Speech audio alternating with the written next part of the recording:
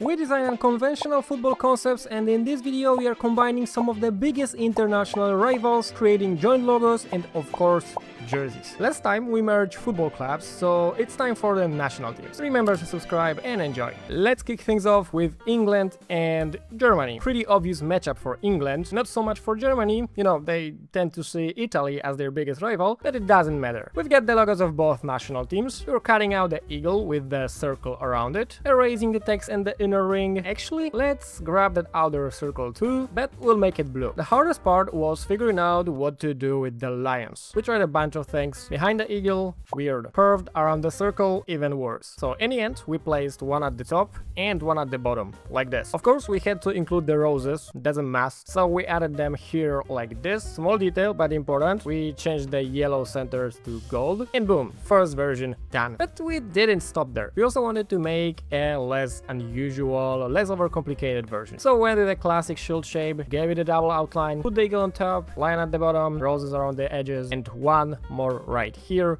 and that's it. This is how both versions turn out, and it's time for jerseys. They're gonna be white, obviously. We're making one concept that could actually exist in real life, and another that's way more overcomplicated, so stay tuned. Inspired by this jersey right here, we dropped the logos right in the center, and underneath them a red stripe, which obviously references the England flag. But we were thinking how to bring in some German elements. So in the meantime, we added a few details, then the idea hit us. We grabbed the German flag and placed it on the side, like this. We flipped it on the other side too, color matched it, and added two white lines to separate it a little from the red stripe, as if they were wings of an eagle. You know what I mean. World Cup patch. For the back of the jersey, we went with Hurricane, since he's English and plays in Germany. Here's the finished version of the first design, front and back, and it's time for the overcomplicated concept now. This one's about the animals, the symbols of both teams. So we quickly built the base for the jersey, placed the player on it, and guys, I'm still shocked that Florian Wirtz is valued at like 140 million euros. That's insane. Anyways, we played around with layout ideas, trying to find the right composition. Took a little while, but once we found the perfect spot for both of them, we dropped in the final versions, gave them a more aggressive style, and blended them into the jersey a little more. You know, at first it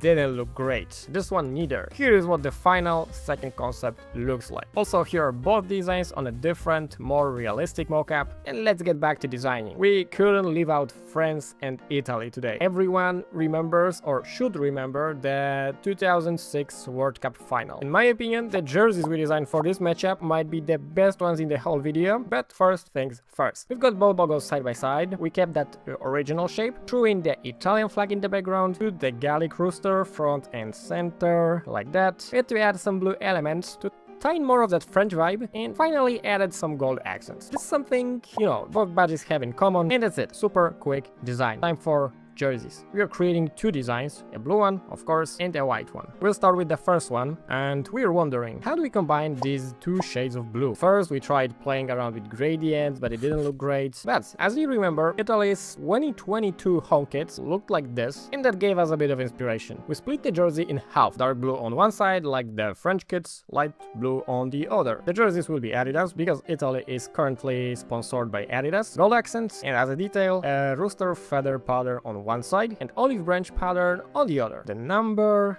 and you can ask why Thuram. Obviously, he's a French player playing for an Italian club, and that's the final design. Front and back. Let us know what you think, and it's time for the white design. That's obviously a Nike jersey. The inspiration came from vintage French kits, which often feature the stripes in various compositions.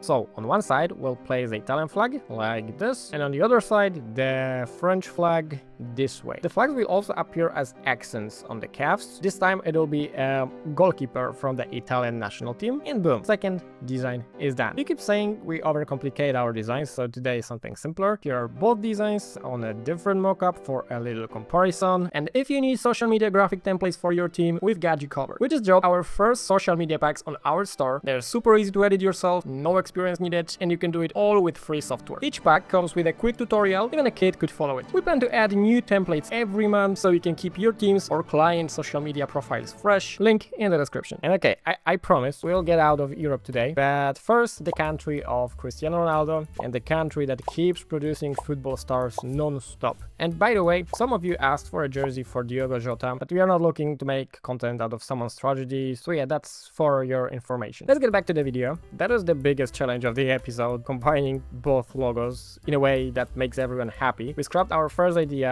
Here's what it looked like, because it was way too overcomplicated and, you know, like, we didn't really like it. So we tried again. This time we used the shape of Spain's Federation logo, wiped everything from the inside, added a black outline, grabbed the outer parts from Portugal's badge and placed this element right in the center. The gold had to become yellow, obviously, and the idea was to keep the dots only in the middle, and for the other areas we started adding more elements from this side. Dots needed to be yellow too, and that's it. Done. It's not overly complicated, it looks clean in my opinion, but to give it a little more flair, we made a version with the crown on top. So here are the two final versions. We are going with the one without the crown, but let us know which one you prefer, if any. Now let's design the jersey. We are creating a few concepts for this one as well. First we are going to add the logos, number, World Cup patch and so on. Let's go with the red base color maybe, yeah. And now the brainstorming begins. Since both teams usually go for minimalist designs, it was a bit tricky to come up with something unique. But then we thought, like, why not to merge the colors of both teams together? So we created a pattern that includes all the key colors from both sides. We applied it to the sleeves and to the upper part of the jersey with this gradient type effect, but it wasn't working. It was hard to find the right composition, so we removed the gradient at all, and that was the way. In the end, we fixed some details, prepared the back of the shirt, and of course, we placed there Cristiano Ronaldo, your favorite YouTuber, and that was it for the first design. That's how it looks on a different mockup. We are not done yet. We need some Adidas kit in this episode too, so we need stripes. We took some inspiration from this older kit. It had a very cool pattern, so we took that idea, changed the colors, repeated it like this, and wrapped it around the entire shirt. Fixed some details at the end, and that's it for the second version. We really like it. Here are both jerseys side by side for a little comparison. And finally, time to switch continents. We are heading to South America, Argentina and Brazil, one of the most intense rivalries in all of world football. We had to include it. The badges are super unique, so combining them wasn't easy. That's our job, right? To somehow make it work. We started by taking the shape of Brazil's Federation badge and removed that inner element. We wanted these logos to feel more universal, so we avoid using text at all. Then we placed the stripe from Argentina's badge in the center, but we tweaked the colors. Those two background elements, we made them white. As a note to Argentina's flag, we also swapped the yellow for gold, and as the finishing touch, we added laurel leaves at the bottom. And that's it. Probably the most balanced logo we've done in this episode. Let us know what you think. And now it's jersey time. So what do we need? Stripes, of course, yellow and blue, with some white and green accents. We'll put the logo in the center, inspired by this kit, and as a little detail, a player's number on the right side. That's the final minimalistic design. It's cool. I really like how it turned out. On the second project, we will feature some Brazilian footballer to balance everything out a bit. I did try to mess around with the colors to make them less obvious. Here are both designs on a different mockup for a little comparison. Let us know which rivalries would you like to see in the part 2. Bye.